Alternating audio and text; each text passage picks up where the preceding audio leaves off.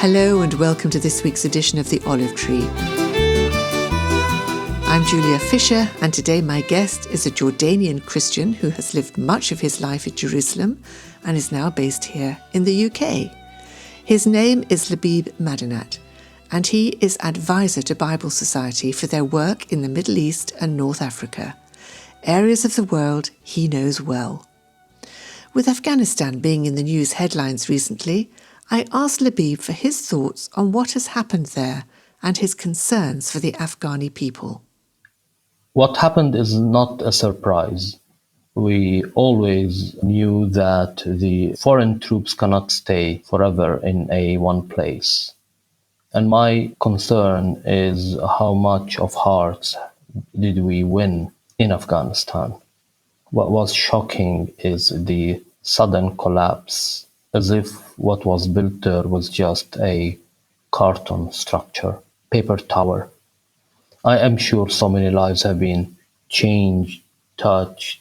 People were given aspirations, dreams, and so on. My prayer is that where governments fail, the church will succeed. So are there many Christians in Afghanistan? Yes, there are. But as we know well that now many of them will just go into kind of underground church. My prayer is that those people will not seek to leave the country, but really seek to be the salt and light to their people. And the believers left behind in Afghanistan are what gives me hope to what will come in the future. Do you believe that they are strong enough to withstand what they may have to face? Afghan people are strong. As a culture, as people, as a nation, they are strong, historically strong. And they love their people and they love their nation. And that is my prayer, that both the combination of culture and resilience in Christ will come together and give the best result. And what about the effect on Muslims in Afghanistan? How do they view the situation and life under the Taliban? That's a tough question. I believe that the Taliban will try and win so many of their people and try to present themselves with a different image. A softer image, you mean? A softer image, a kind of like, especially when it comes to women and so on. But I am afraid this will be only a brush off rather than a deep, genuine change. You cannot expect the Taliban to really, during those last 20 years, to have changed their core beliefs. Those things, knowing, and me myself having several radical Muslim friends, those beliefs do not change. They are around. And so a lot of the output of what they will do will spring out of their core beliefs.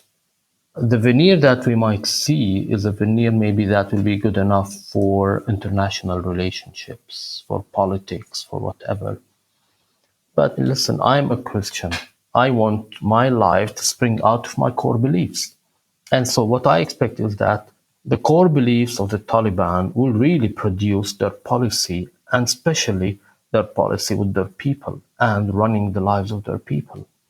But for the average man on the street, the Muslim person who is not politically motivated in that sense, is there a sense of fear, of huge change? Are they going to buy into this core belief that you described the Taliban's holding? Or do they want a quieter life? No, I expect to see a reverse wave of back to Islam, because that becomes the major culture and people want to be part of a major culture.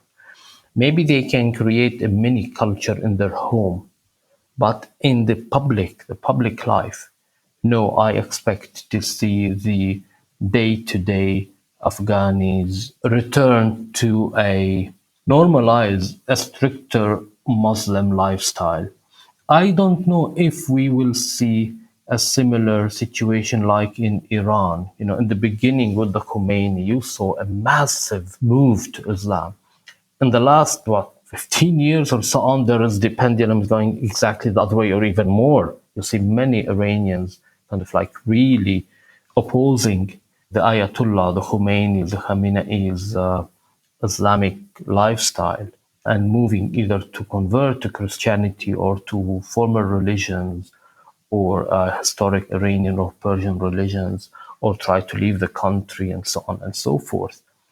I don't expect this now in Afghanistan. No, I expect that a lot of the Afghani people will actually come to a place of normalizing a stricter Islamic lifestyle. You mentioned Iran, Labib. We know that in Iran there's been an explosion of people becoming believers, becoming Christians. Do you imagine that could happen in Afghanistan? There is a big difference between Iran, I would say, and Afghanistan. Afghanistan is much more tribal than Iran. This plays a factor. And Afghanistan is predominantly Sunni Muslims. Those two factors historically mean that if I want to look at missions, when it's tribal and when it's Sunni, we know that because that's where I come from in the Middle East. We're very tribal and majority Sunni in the Middle East and Middle East Arab countries. The turn to faith in Christ is much slower and more difficult because of those structures. But the Spirit of God can surprise us, and I pray we'll be surprised and we will see a turn to Jesus among the Afghani people.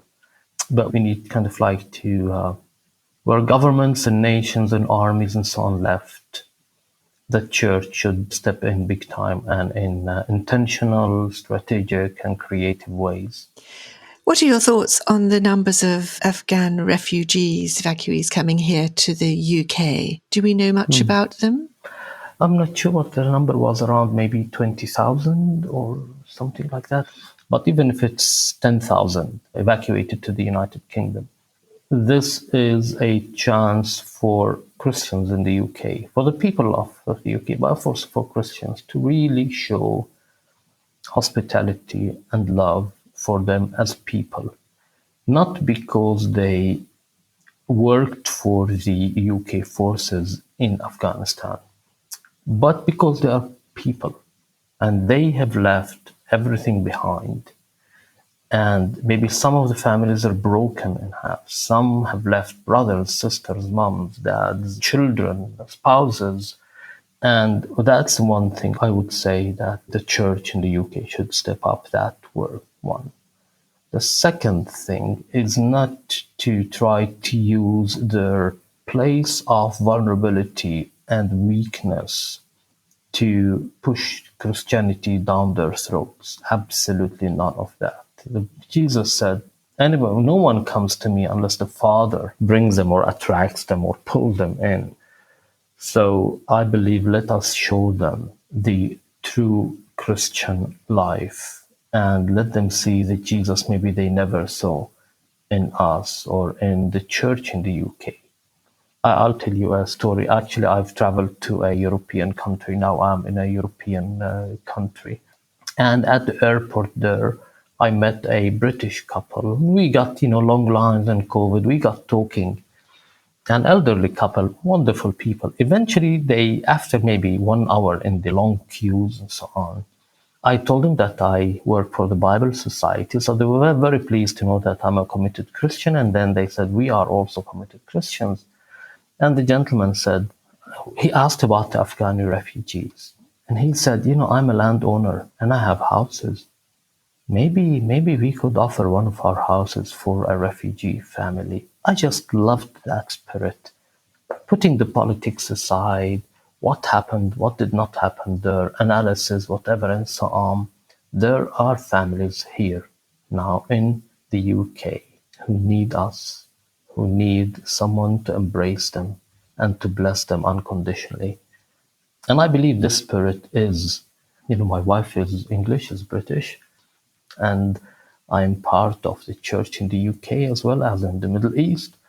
And I know there is this spirit within the believers in the UK. It's prime time to live Jesus to the Afghani refugees. So we shouldn't talk politics before we talk love and humanitarian aid, in other words. Yes, and and also give people the chance to ask for the reason of hope that we have in Jesus. And like, let me give you one example. It's not at all an offense to invite a Muslim to come and experience a church meeting. Now, culturally, yes, it'll be so different, you know. It is culturally so wonderful to invite someone when there is a chance to your house for a meal, not out to a restaurant, no, to your house for a meal, for a visit, for a cup of tea or a cup of coffee with a lot of sugar. But simple things, simple things. You will be amazed at how many open doors there will be, and God will open. And Julia, if I may, there's one distinction I would say between the Iranian situation in the UK and the Afghanis. The Afghanis are evacuees who were brought legally by Her Majesty's government and the armed forces. So those are not asylum seekers that came through the channel and so on. A lot of the Iranians come fleeing Iran. They are in Europe for some time. They come across the channel and they are asylum seekers. Okay. And you see sometimes churches in the UK say, are the Iranians coming to our churches because they want, because this helps their case of seeking asylum or having their application approved in the UK. It doesn't matter for us as believers.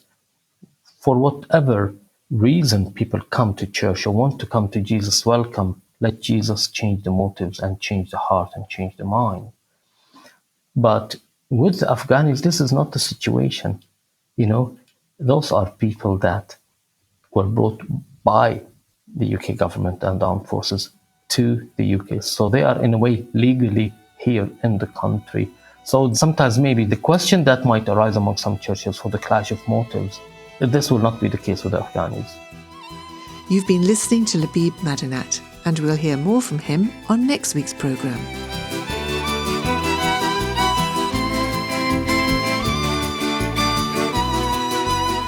The Olive Tree Reconciliation Fund is a Christian charity based in the UK that supports the needs of both Jewish believers and Arab or Palestinian Christians living in Israel and the wider Middle East. If you'd like to know more about our work and receive our free bi-monthly newsletter, please visit our website, olivetreefund.org. Meanwhile, join me at the same time next week for another story from the Olive Tree. Until then, goodbye.